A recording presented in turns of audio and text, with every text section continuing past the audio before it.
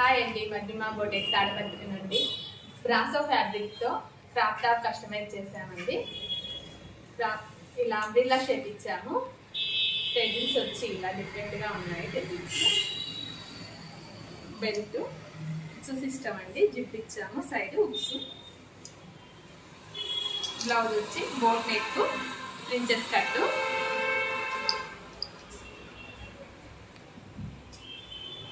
Back boat neck కి ఇలా shape ఇచ్చాము. బబుల్స్ అండి, హిప్స్ దగ్గర బబుల్స్ ఇచ్చాము. టెజిల్స్ వచ్చి ఇలా డిఫరెంట్ గా ఇచ్చాము.